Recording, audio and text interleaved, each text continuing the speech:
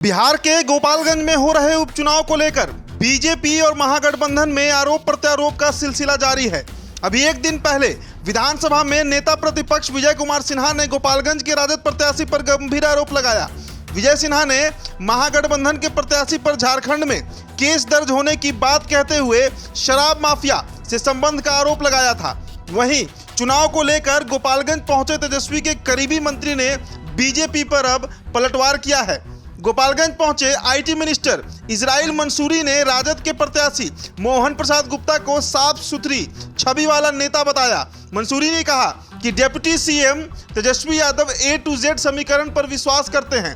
इसी का नतीजा है कि मोहन प्रसाद गुप्ता को टिकट दिया गया, जो एक वैश्य समाज से आते हैं। इन्हें जनता का पूरा समर्थन भी मिल रहा है। मंसूरी ने कहा कि गोपालगंज में बीजेपी वोटों का ध्रुवीकरण करना चाहती है। उनके नेता बिहार के लोगों के साथ गोपालगंज की जनता को भी गुमराह कर रहे हैं। इजराइल मंसूरी ने बीजेपी को हर साल 2 करोड़ रोजगार देने का जो मुद्दा था वो भी उठा दिया। उन्होंने कहा कि इस वादे का क्या हुआ?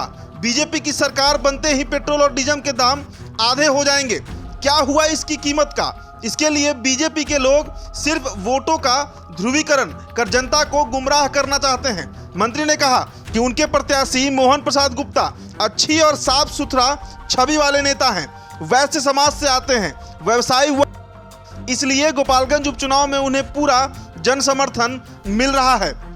आईटी मिनिस्टर ने दावा किया कि गोपालगंज उपचुनाव में बीजेपी प्रत्याशी की जमानत जब्त हो जाएगी। इस मौके पर मंसूरी के साथ राजद नेता दिलीप कुमार सिंह और महागठबंधन के कई नेता मौजूद रहे।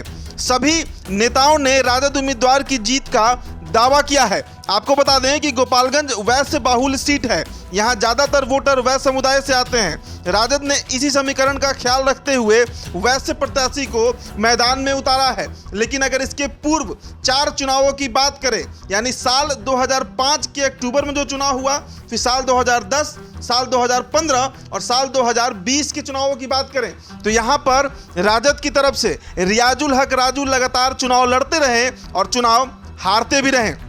इसी बीच बीजेपी के प्रत्याशी पूर्व मंत्री स्वर्गीय सुभाष सिंह जो है, वे लगातार 4 बार से गोपालगंज सदर की सीट जीत रहे थे। तो इस बार हिंदू बनाम मुसलमान ना हो जाए जैसा पूर्व में होते रहा है, तो उस समीकरण को तोड़ने के लिए तेजस्वी यादव ने यह मास्टर प्लान बनाया और एक वैश्य समाज से आने वाले व्यक्ति मोहन प्रसाद गुप्ता को टिकट थमा दिया है। ऐसे में अब लड़ाई जो है वो बेहद दिलचस्प हो चुका है। एक तरफ सुभाष सिंह की पत्नी कुसुम सिंह, तो दूसरी तरफ राजद प्रत्याशी मोहन प्रसाद गुप्ता, तीसरी तरफ साधु यादव भी टाल ठोक रहे हैं। साधु यादव 2020 में दूसरे नंबर पर आए थे और इसके साथ ही साथ AIMIM के प्रत्याशी असलम मुखिया भी हैं, जो ये माना जा रहा है कि मुसलमान वोट में सेंध लगाने के लिए गोपालगंज से चुनाव लड़ रहे हैं। वैसे समाज के बाद अगर दूसरे नंबर पर सबसे अधिक मतदाता किसी समाज से है तो वो मुस्लिम समाज है। लगभग दोनों बराबर हैं। तो ऐसे में ये चुनाव किधर रुख लेता है, कौन प्रत्याशी जीतता है,